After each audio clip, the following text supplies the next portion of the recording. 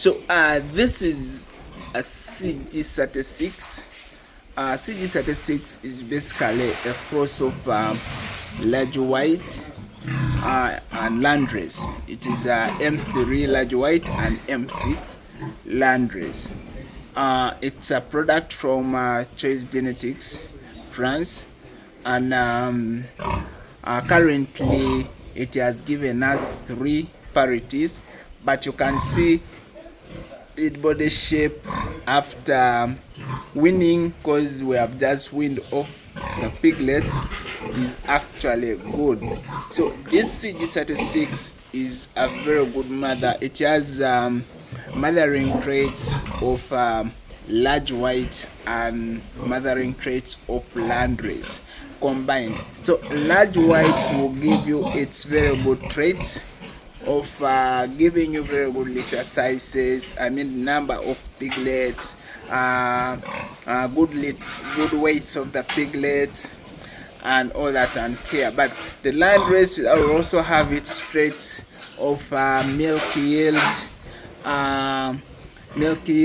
care for the piglets, calmness, in that you can easily take care of the mother, and that is traits you can get from the landrace. The combination of the two genetics will give you a better product that works so well at the farm. The challenge we have in our setting is that a majority of farmers will look at anything white and term it a large white.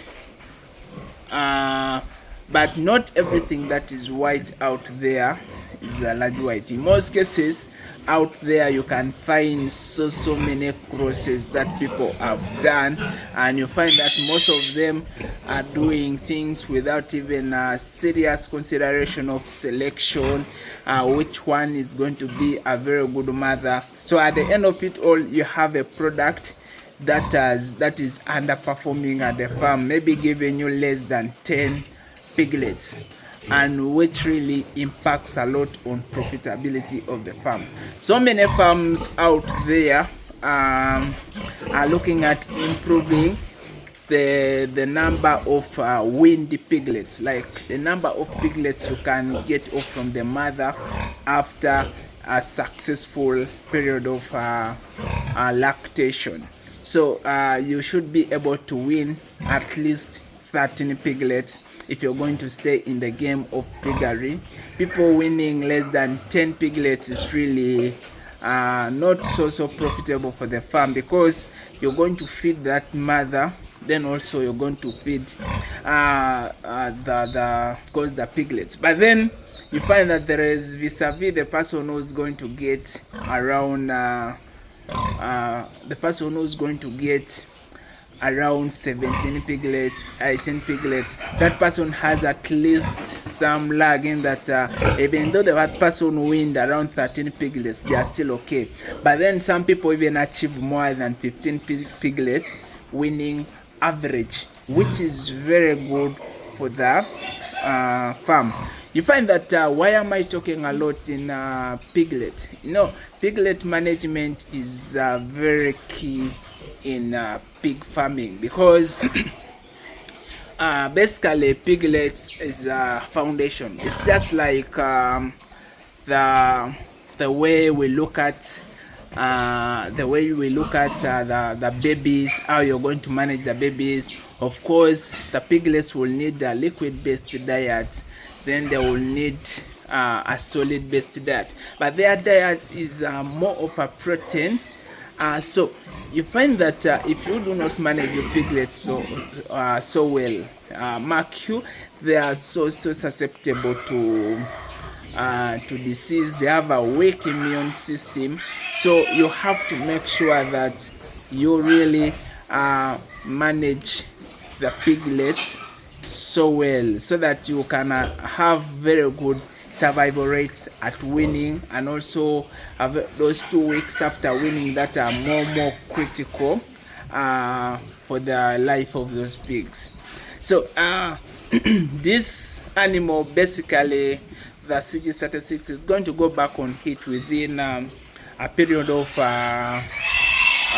within a period of 5 to 7 days, it will be returning on heat and we shall be serving it again. And that's the beauty with pig farming. You find that the animal returns on heat in a short period of time. The moment your only challenge is basically raising them until the mother stage, until when they are supposed to be first served, which is always around 32 weeks. So you should be able to raise that animal so well from the young age, and of course the traits of that animal should portray to be a very good mother. That's why when we're talking about a cross of large white alone cannot give you a very good mothering traits alone. But then a cross of large white, there is what we call heterosis, and a combination of those two lines will give you a very good mother that acts as a breeding sow at your farm. So usually what I encourage farmers is that with piggery, you just need to make a decision how many mothers you should start operating with. If let's say you start with 10 mothers, so those 10 mothers, then you project it for 4 years, because they can stay at your farm for even 4 years. So how best can you manage those mothers within a period of 4 years, and how many of those mothers are you going to cull before that period of 4 years? And that's when you can tell either you've really benefited from the first breeding stock you get. Yeah, purchasing breeding stock, I know it's quite expensive, but that is a decision you're supposed to make when you're looking out for the best genetics out there, to see that you start with something. Remember, those mothers are supposed to stay longer at your farm, and of course they are the ones that are going to produce for you the piglets. So you should be able to actually invest to acquire very good mothers. I see the challenges small scale farmers are really facing out there again is basically looking out for a bower line when you're keeping one mother or two mothers or three mothers. So I'm looking at a farmer there that is interested in operating with 10 mothers, and with that 10 mothers gives you a very good business model that you can actually stay with for a long period of time. I know the productivity of a pig is so good, and the multiplication rate of the pig is equally so good. So, and also likewise with the growth rate, these are animals that you are able to slaughter within a period of 5.5 months, or at most 24 weeks. So it is an animal that you're looking at keeping. The animals you're looking at keeping for a short period of time, and you really liquidate that money and change it into cash. So that's one thing about pig farming. So the other thing that I usually talk in most of my videos is basically looking at how you strategically manage the feeds. Nutrition is one of the key areas. I want farmers out there to really see that they become calculators of what is leaving their pocket. You look at if you're investing in a certain feed, look at the formula that they have given you vis-a-vis the performance. Performance can be so good, but on the other side, the formula is very expensive.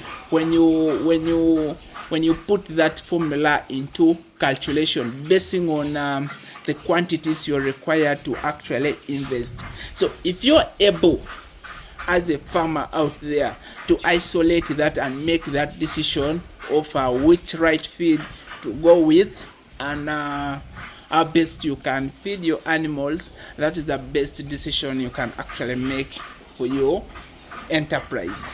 And basically what I can chip in is that pigs need proteins, they need carbohydrates, they need minerals, they need fiber, they need vitamins, and of course those missing amino acids in their diet. So if you can meet all those requirements of the body of the pig, depending on the stage of growth, and with your specific feed that you needed, that you have got, it can actually help you to run your piggery enterprise. Basically, on this, if you're really interested to understand a lot more detail about pig farming, please, my contacts are here.